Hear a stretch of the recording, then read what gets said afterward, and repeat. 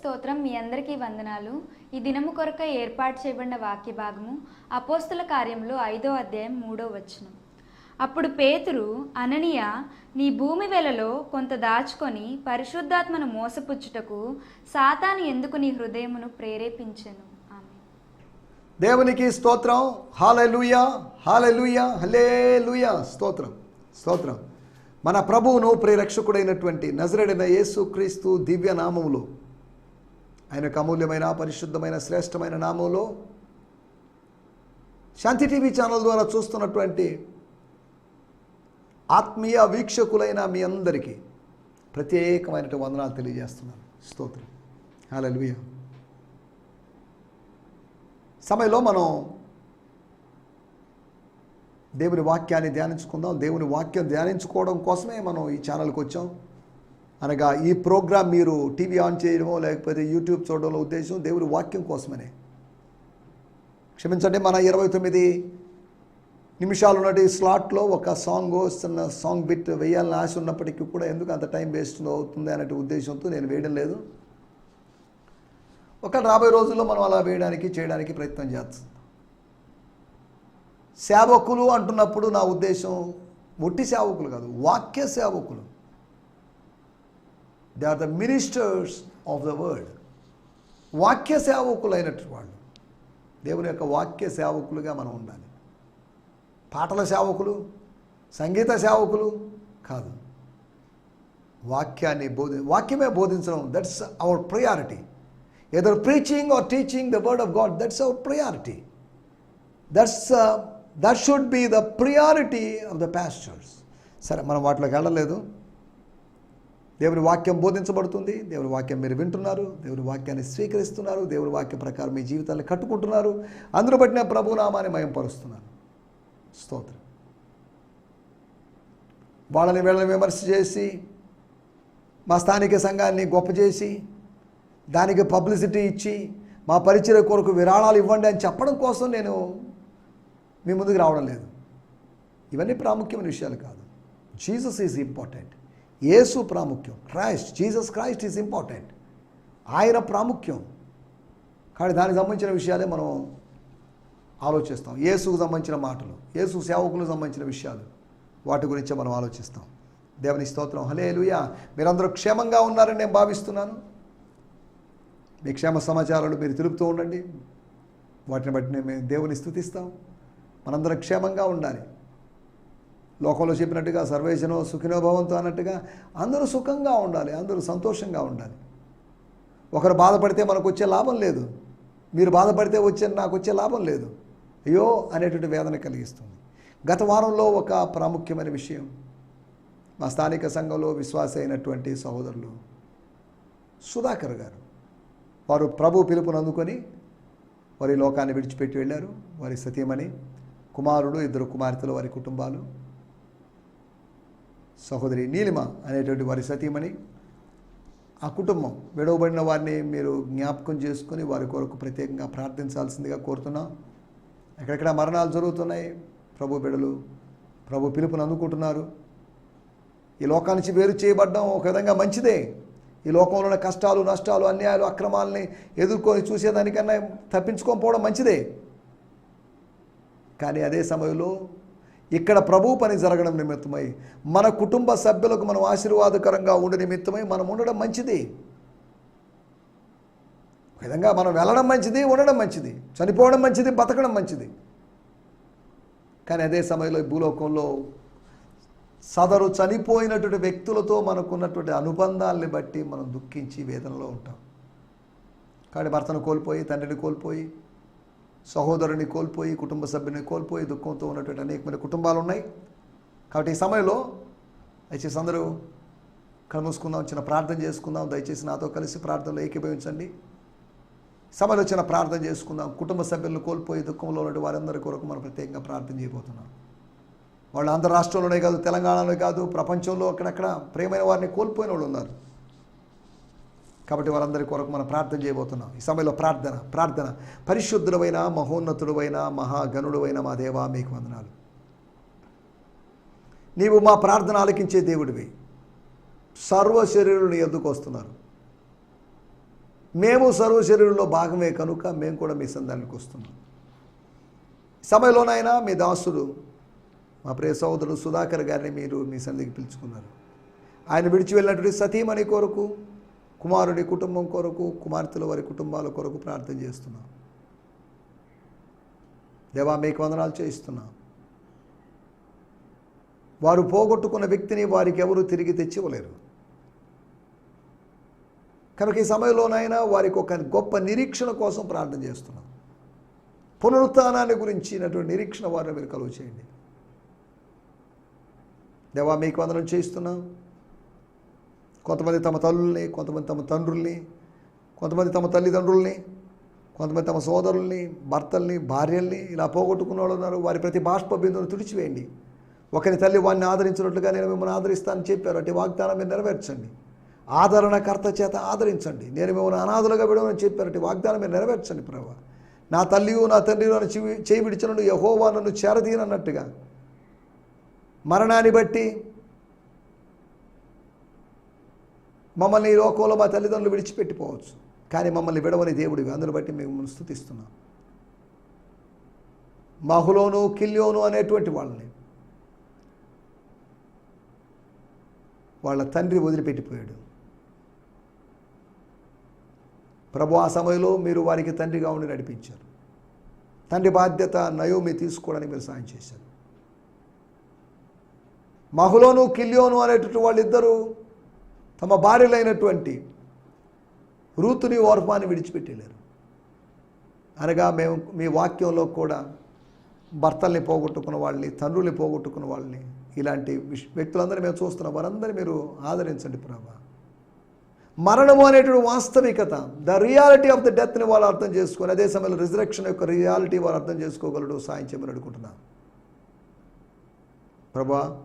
నీకు వందనాలు చెల్లిస్తూ మేము మాటల చేత ఆదరించగలం. నువ్వు ఆంతర్యంలో మీ మాటలు పంపించి మీ మాటల ద్వారా వారిని ఆదరించగలవు కనుక వారి కొరకు మేము ప్రత్యేకంగా ప్రార్థన చేస్తున్నాం. మాకున్న నిరీక్షణ గొప్పదని, ఆ నిరీక్షణ మమ్మల్ని సిగ్గుపరచదని, ఆ నిరీక్షణ మా ఆత్మకు లంగరు వలె ఉన్నదని మీ వాక్యం ద్వారా మేము తెలుసుకుంటున్నాం.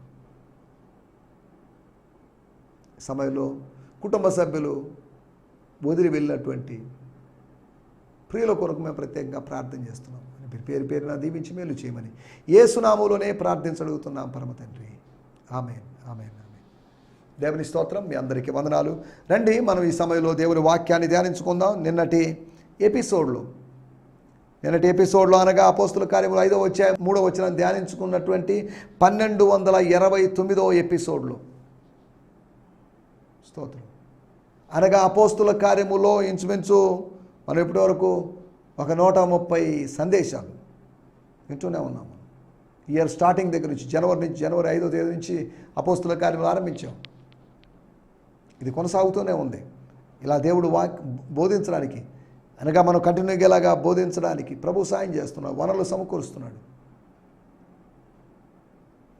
జనవరి నెల, ఫిబ్రవరి నెల, మార్చి నెల, ఏప్రిల్ నెల, మే నెల, 5వ నెలలో మనం ప్రవేశించాం. 5వ అధ్యాయంలో ఉన్నాం. 5వ అధ్యాయ ధ్యానాల్లో ఉన్నాం. దేవుడు మన ఆయుష్ను పొడిగిస్తున్నాడు. వాక్యం తెలుసుకోవాలి, వాక్య సత్యాలు తెలుసుకోవాలి, వాక్యంలో దాగి ఉన్న వాటిని మనం గ్రహించాలి, స్వీకరించాలి. ఆ వాక్యంలో ఉన్న ట్రెజర్స్ని, నిధులని, నిక్షేపాలని మనం పొందుకోవాలనేది ఆయన యొక్క ఉద్దేశం. స్తోత్రం. కాబట్టి మనం ఈ సమయంలో దేవుని వాక్యంలోకి వెళ్దాం.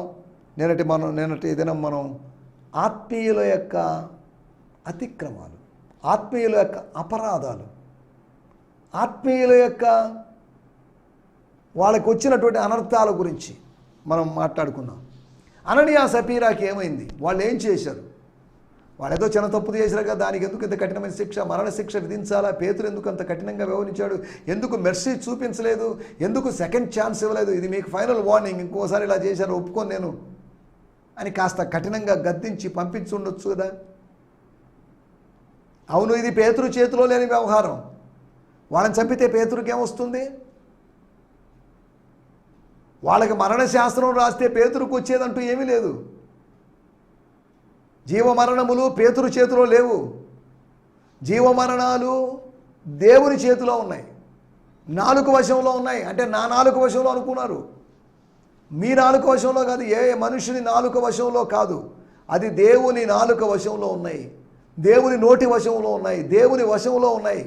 యెహోవా మరణము తప్పించగలడు, మరణ ద్వారములకు పోకుండా ఆయన ఉద్ధరించగలడు.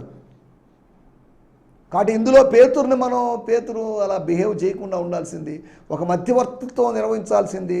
పేతురు కొద్దిగా మెర్సీ కోసం అడిగి ఉండాల్సింది. సంఘ సభ్యులు తప్పు చేస్తే ఇలా చంపడమేనా? చంపింది పేతురు కాదు. అలాగని దేవుడా అంటారు, దేవుడు శిక్ష విధించాడు. వాళ్ళలో ఉన్న భయం వాళ్ళని చంపింది. వాళ్ళు షాక్ అయ్యారు, ఊహించలేదు ఇలా జరుగుతుందని, తెలిసిపోతుందని. ఎప్పుడో నిదానంగా తెలిస్తే తెలవచ్చేమో, కానీ ఇప్పటికిప్పుడే తెలిసిపోతుందని తెలియదు. పేతురులో పనిచేస్తున్నటువంటి వివేచన వరాన్ని వాళ్ళు తక్కువ అంచనా వేశారు. పేతురులో స్వస్థత వరం పనిచేస్తుంది, పేతురులో ప్రసంగ వరం, బోధించేటువంటి వరం పనిచేస్తుంది, కానీ వివేచన వరం పనిచేయడం లేదో అనుకుంటారు. స్తోత్రం. దైవజనుడిలో, మీ స్థానిక సంఘ కాపరిలో అవసరాలను బట్టి ఆయా వరాలు ఆపరేట్ అవుతుంటాయి, గుర్తుపెట్టుకోండి. వాళ్ళకి పర్టికులర్గా ఒక ప్రవచన వరమో స్వస్థ వరమో లేకపోవచ్చు, కానీ అవసరతను బట్టి, నా జీవితంలో కూడా అవసరతను బట్టి నాలో స్వస్థత వరం పనిచేసింది, అవసరతను బట్టి ప్రవచన వరం పనిచేసింది, అవసరతను బట్టి వివేచన వరం పనిచేసింది. అలాగని నాకు 9 వరాలు ఉన్నాయి, 3 వరాలు ఉన్నాయి, 4 వరాలు ఉన్నాయి, 1 వరం తక్కువైందని పబ్లిసిటీ ఇచ్చుకోవాల్సిన అవసరం లేదు. దేవుడు తన ప్రజలకు వరాలను ఇస్తాడు. మనం పబ్లిసిటీ ఇచ్చుకోవడం వల్ల ఒకవేళ ఎక్కువ పోస్టర్లో మన ఫోటోలు పడొచ్చేమో, ఎక్కువ పాంప్లెట్లో మన ఫోటోలు పడొచ్చేమో, దాని ద్వారా ఎటువంటి ప్రయోజనం లేదు. స్తోత్రం. దేవుని సన్నిధిలో కనిపించడం ప్రాముఖ్యమే కానీ పాంప్లెట్లోనో వాట్సాప్ ఇమేజ్ల్లోనో వాట్సాప్ పిక్చర్స్లో మనం కనిపించడం ముఖ్యం కాదు. స్తోత్రం.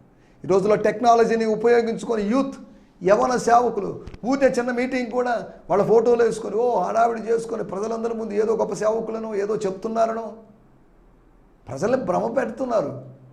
ఇటువంటి భ్రమల వల్ల ఒకరోజు అసలు సిసలైనటువంటి స్వరూపాలు తెలిసినప్పుడు, ప్రజల యొక్క ముసుగులు తొలగించబడ్డప్పుడు, ఈ సదరు స్వస్థత వరమో లేకపోతే ప్రవచన వరమో లేదా ఇంకేదైనా వరం కలిగిన వాళ్ళ ముసుగులు తొలగించబడినప్పుడు సిగ్గుకు గురి కావాల్సింది, పరువు పోగొట్టుకోవాల్సిన పరిస్థితి ఏర్పడుతుంది. సరే, దేవుని స్తోత్రం. హల్లెలూయా. పరిశుద్ధాత్మను మోసపుచ్చడం, దురాత్మ చేత ప్రేరేపించబడ్డం, అపవాది చేత ప్రేరేపించబడ్డం, అంతేకాకుండా సత్యమునకు విరోధముగా అబద్ధం ఆడడం, అనగా వంకడం, ఉన్నది ఉన్నట్టుగా చెప్పకపోవడం, అనగా నిజాయితీ లోపించి మాటల్లో నిజాయితీ లోపించడం, దీనివల్ల నిజం చెప్పకపోవడం వల్ల వాళ్ళ ప్రాణాలని ఆ దినమే పోగొట్టుకున్నారు. 4వదిగా వాళ్ళు ప్రభు ఆత్మను శోధించారు. వారు ఆయన్ను పలుమార్లు శోధించారు అని కీర్తన గ్రంథంలో మనం చూస్తున్నాం. ప్రభు ఆత్మను శోధించినటువంటి అననీయ సప్పీరాలు ఈ అంత్య దినాల్లో కూడా 21వ శతాబ్దంలో కూడా ప్రభు ఆత్మను శోధిస్తున్న వాళ్ళు బోల్డ్ మంది ఉన్నారు. ప్రభు ఆత్మను శోధిస్తున్న పాస్టర్లు ఉన్నారు, ప్రభు ఆత్మను శోధిస్తున్న విశ్వాసులు ఉన్నారు, ప్రభు ఆత్మను శోధిస్తున్నటువంటి పెద్దలు ఉన్నారు, చిన్నలు ఉన్నారు, ప్రభు ఆత్మను శోధిస్తున్నటువంటి స్త్రీలు ఉన్నారు, పురుషులు ఉన్నారు. స్తోత్రం. నీ దేవుడైన ప్రభువును శోధించకూడదు, అది తప్పు. ఆయన కోపానికి గురవుతాం, ఆయన ఉగ్రతకు గురవుతాం. జాగ్రత్త. మనం వీటి గురించి ఆలోచించాం. వాళ్ళు పరిశుద్ధాత్మను మోసగించారని, దురాత్మ చేత ప్రేరేపించబడ్డారని. 3వదిగా వాళ్ళు అబద్ధం ఆడారని. 4వదిగా ప్రభు ఆత్మను వాళ్ళు శోధించారని. దాని ద్వారా వాళ్ళు ఎదుర్కొన్న ఒకే రోజు ఒక 3 గంటల వ్యవధిలో, ఒక 3 hours గ్యాప్లో వాళ్ళు ప్రాణాన్ని కోల్పోయారు. వాళ్ళు పక్కపక్కన సమాధిలో ఉండిండొచ్చు, వాళ్ళిద్దరినీ చేసిన వ్యక్తులే, అదే వ్యక్తులు, అదే యవనస్తులు సమాధి చేసి ఉండొచ్చు, కానీ వాళ్ళు తమ ప్రాణాన్ని పోగొట్టుకున్నారు. మన సమాధి ఎంత ఘనంగా ఉంది అనేది ప్రాముఖ్యమైన విషయం కాదు, మన విలువైన ప్రాణాన్ని పోగొట్టుకుంటున్నాము అనే సంగతి ప్రాముఖ్యం. ఏ సమాధి పక్కనైనా మన సమాధి ఉండొచ్చు, దానివల్ల ప్రాముఖ్యం లేదు. సమాధిలో ఏమీ లేదు, సమాధి ఒట్టిదే. అదేంటంటే సమాధి ఒట్టిది అంటారేమో, సమాధి వాస్తవమే. సమాధిలో ఉన్నది మట్టిలో మన్నుగా కలిసిపోతుంది, కానీ ఆత్మ దేవుని దగ్గరికి వెళ్తుంది. దేవునితో కలుసుకున్న ఆత్మ, దేవుని దగ్గర ఉండే ఆత్మ, విశ్రాంతి పొందేటువంటి ఆత్మ, దానికి జరగబోయేదే ప్రాముఖ్యం. మట్టి దేహానికి జరగబోయేది ప్రాముఖ్యం కాదు. మట్టి దేహములో నివసించినటువంటి దేవుని ఆత్మకు జరగబోయేది. అది ప్రాముఖ్యమైన విషయం. వీటి గురించి మనం గత ఎపిసోడ్లో మాట్లాడుకున్నాం. రండి మనం ఈ సమయంలో దేవుని వాక్యాన్ని ధ్యానించుకుందాం. అపోస్తుల కార్యములు 5వ అధ్యాయము 3వ వచనం. అపోస్తుల కార్యములు 5వ అధ్యాయం, book of Acts 5th chapter verse 3. గత ఎపిసోడ్లో కూడా దీని గురించి మనం మాట్లాడుకున్నాం. మరలా మనం దీని గురించి మాట్లాడుకోబోతున్నాం. Book of acts 5:3. అప్పుడు పేతురు, అననీయ, నీ భూమి వెలలో కొంత దాచుకొని పరిశుద్ధాత్మను మోసపుచ్చుటకు సాతాను ఎందుకు నీ హృదయంను ప్రేరేపించెను? స్తోత్రం, స్తోత్రం. But Peter said, Ananias, why has Satan filled your heart? సాతాను నీ హృదయమును నింపాడు. స్తోత్రం. He filled your heart. సాతాను నింపుతాడు. అనగా అననీయ హృదయము ఖాళీగా ఉంది. ఆ ఖాళీగా ఉన్న హృదయములోకి తానే వెళ్ళి నివసించాడు. అపవాది అతనిలో ప్రవేశించాడు. నీ హృదయం ఖాళీగా ఉంటే అపవాది వచ్చి నివసించడానికి ప్రయత్నం చేస్తాడు. నీ ఖాళీగా ఉన్న హృదయంలోకి ప్రభువును ఆహ్వానిస్తే, come on, welcome Jesus, please come Jesus అని మనం ఆహ్వానిస్తే, అంతకుముందు ఉన్నట్టు అపవాదిని వెళ్ళగొట్టుకొని మన హృదయాన్ని ఖాళీ చేసుకొని, ఒక వ్యక్తి వెళ్ళి మరొక వ్యక్తి రావాలంటే ఖాళీ చేయబడాలి. ఒక వ్యక్తి వెకెట్ చేస్తేనే, ఒక వ్యక్తి ఖాళీ చేస్తేనే ఆ ఇంట్లో వేరొకరు ఇంట్లో ఉండేటువంటి అవకాశం ఉంది. నీ హృదయపు ఇంట్లో, నీ జీవితపు ఇంట్లో, నీ జీవన గృహంలో, నీ జీవిత గృహంలో అపవాది ఉన్నాడు. అపవాదిని తొలగించుకున్నావు, యేసు ఉన్నాడు. యేసు వెళ్ళిపోయాడు అనుకోండి, అపవాది మరలా తిరిగి వచ్చేస్తాడు. సరే, దేవుని స్తోత్రం, హల్లెలూయా. నేను చదువుతున్నాను. But Peter said, Ananias, why has Satan fill your heart? ఎందుకు నింపాడో తెలుసా? అబద్ధం ఆడడానికి. To lie to the Holy spirit. దేవునికి విరోధముగా అబద్ధం ఆడడానికి, దేవునికి విరోధంగా పాపం చేయడానికి, దేవునికి విరోధంగా బొంకడానికి, భగవంతునికి విరోధంగా బొంకడానికి అపవాది నిన్ను ప్రేరేపించి, to keep back part of the proceeds of the land. దేని గురించి? అన్ని విషయాల్లో కాదు, నువ్వు అమ్మినటువంటి స్థలం, అమ్మినటువంటి ఆ విషయంలో, దానికి సంబంధించినటువంటి డబ్బు విషయంలో, ఇచ్చేటువంటి విషయంలో అబద్ధం ఆడడానికి అపవాది నిన్ను ప్రేరేపించడం అది కరెక్ట్ కాదు. ఈ మాటలు చెప్పిన కొన్ని నిమిషాల్లోనే, కొన్ని సెకండ్లోనే ఆయన చనిపోయాడు. అక్కడ ఎంత టైం పట్టిందో మనకు తెలియదు, కానీ నేను చదువుతున్నాను. God revealed their secret. నీకు ఓ సీక్రెట్ ఉందేమో, సీక్రెట్ లైఫ్ ఉందేమో, కాదా? స్తోత్రం. God revealed their secret to Peter. నీ రహస్యాలను దేవుడు బయలుపరుస్తాడు. నీ రహస్యాలు దేవుడు కొంతమందికి బయలుపరుస్తాడు. So he said to him, Ananias, why did you let Satan fill your heart and make you think you could lie to the Holy Spirit. పరిశుద్ధాత్మకు విరోధంగా అబద్ధం చెప్పగలనని, దేవుని ఆత్మకు విరోధముగా అబద్ధం చెప్పగలను అనేటువంటి ఆ భావాన్ని, ఆ దృక్పథాన్ని ఎందుకు పెట్టాడు నీలో? అలా పెడుతున్నప్పుడు నువ్వు ఎందుకు అనుమతించావు అనేది ఇక్కడ ఉన్న పాయింట్. చదువుదాం, వాడుక భాషలో కూడా మనం చదువుకుందాం. అపోస్తుల కార్యములు 5వ అధ్యాయము 3వ వచనం. స్తోత్రం, స్తోత్రం. మన మూలవాక్యం ప్రాముఖ్యం. ప్రతి మూలవాక్యం ప్రాముఖ్యం. మూలవాక్యాన్ని ఆధారంగా చేసుకుని విభజన ఉంటుంది, వివరణ ఉంటుంది. స్తోత్రం. అప్పుడు పేతురు అననీయ, సైతాను చేరాడు, కాపురం ఉంటున్నాడు. ఎందుకు నివాసం ఉంటున్నాడు? Why Satan was residing in your heart? Why? భూమి అమ్మగా వచ్చిన డబ్బులో, నీ పొలం అమ్మగా వచ్చిన డబ్బులో కొంత భాగాన్ని దాచి పవిత్రాత్మను ఎందుకు మోసం చేశావు? హలో మ్యాన్, హలో విశ్వాసి, హలో సోదరుడా, స్తోత్రం. వాక్యం విని రక్షణ పొంది, బాప్తిజం తీసుకొని, పరిశుద్ధాత్మను పొంది, దేవుని బోధ చేసి, స్తోత్రం.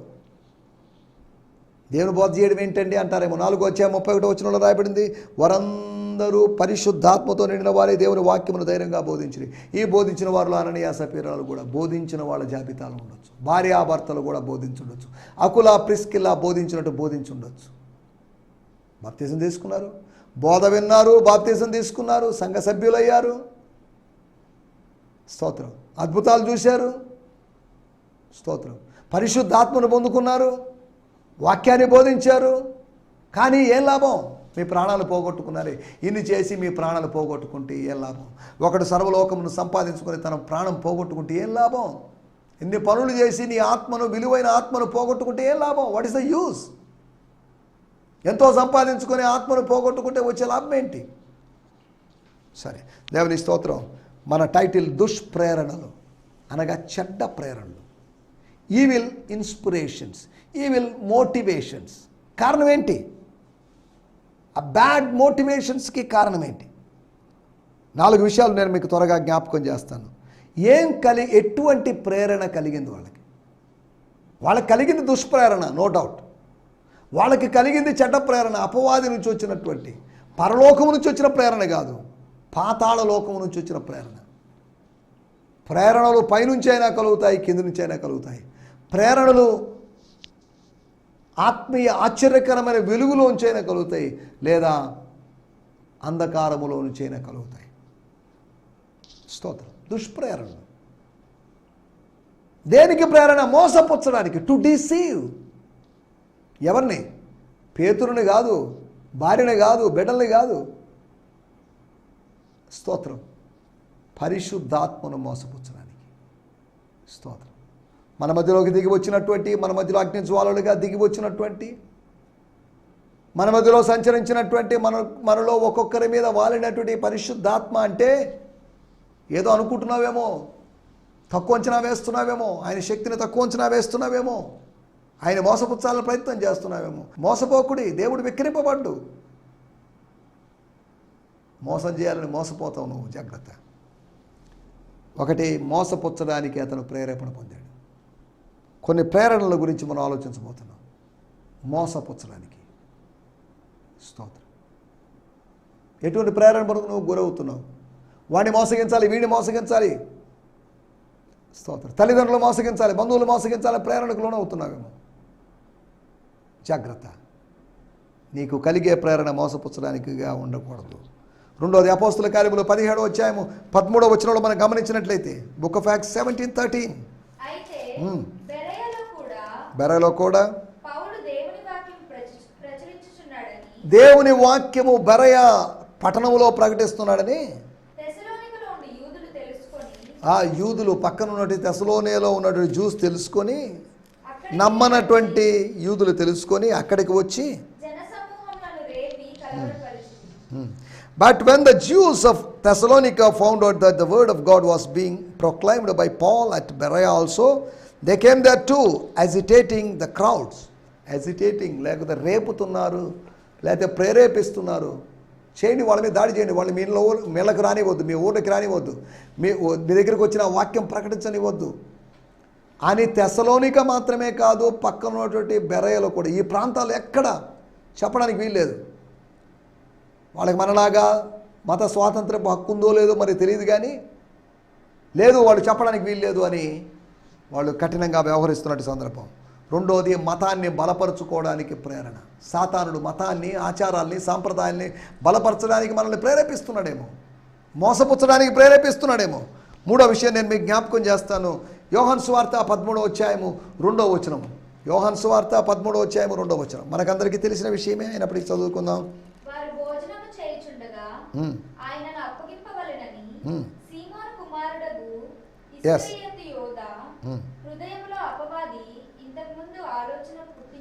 ఆలోచన పుట్టించి ఉండెను. And during the supper, the devil having already put into heart of Judas Iscariot, Simon's son, to betray him. అతనిలోకి ప్రేరణ కలిగించాడు. కొన్ని తర్జుమాల్లో ప్రేరణ అని ఉంది, అనగా inspired. He was prompted to betray, అనగా ప్రాంప్టింగ్ ఇచ్చాడు, పుష్ చేశాడు. ఎలావయా, అతను అప్పగించవయా, అతను అప్పగించాల్సిందే. నేను చదువుతున్నాను, బ్రియాన్ సిమ్మన్స్ గారి తర్జుమాలో వచ్చుకుంటూ నేను చదువుతున్నాను. 13వ అధ్యాయము 2వ వచనంలో రాయబడిన మాట చదువుతున్నాను. స్తోత్రం. Before the evening, their evening meal had begun, the accuser has already deeply embedded betrayal into the heart of Judas Iscariot, the son of Simon. Stotram. Stotram. The Aramaic is, Satan arose in the heart of Judas to betray Jesus. వాడి హృదయంలోంచి సాతానుడు లేచాడు అని అరామిక్లో రాయబడిందట. సాతాను అతనిలో ప్రవేశించాడు, అతనిలో ఉన్నాడు, అతన్ని ప్రేరేపించాడు, అతన్ని రెచ్చగొట్టాడు, అతన్ని రేపాడు, అతన్ని మోటివేట్ చేశాడు. ఇలా మనం అర్థం చేసుకుంటున్నాం. మరణానికి అప్పగించడానికి నువ్వు ప్రేరేపించబడుతున్నావేమో. స్తోత్రం. వాడిని వీడిని మరణానికి అప్పగించాలి అని, వాడిని చంపాలి, వీళ్ళని చంపాలని దానికి ప్రేరేపించబడుతున్నావేమో. స్తోత్రం. భౌతికమైన మరణానికి గురి చేయడానికి నువ్వు ప్రేరేపించబడుతున్నావేమో. స్తోత్రం. ఒకటి, మోసపుచ్చడానికి ప్రేరేపణ కలుగుతుంది. రెండోది మతాన్ని బలపరుచుకోవడానికి నీకు ప్రేరణ కలగవచ్చు. మతం అంటే రిలీజియన్ కావచ్చు, మతం అంటే నీ సొంత అభిప్రాయం కూడా కావచ్చు, స్వమతం, అభిమతం. స్తోత్రం. మూడోది మనం ఆలోచిస్తున్నట్టు మాట, మరణానికి అప్పగించడానికి, యేసును అప్పగించడానికి యూదా ఇస్కరియోతు హీ వాజ్ ఇన్స్పైర్డ్. స్తోత్రం. నాలుగో విషయం నేను మీకు జ్ఞాపకం చేస్తాను. గలతీ పత్రిక 5వ అధ్యాయము 8వ వచనం. గలేషియన్స్ 5:8. ఈ ప్రేరేపణ, ఒక ప్రేరేపణ ఉంది. ఈ ప్రేరేపణ మీకు కలిగిన, గలతీ సంఘస్థులారా మీకు కలిగినటువంటి ప్రేరణ, this gullibility did not come from the one who called you.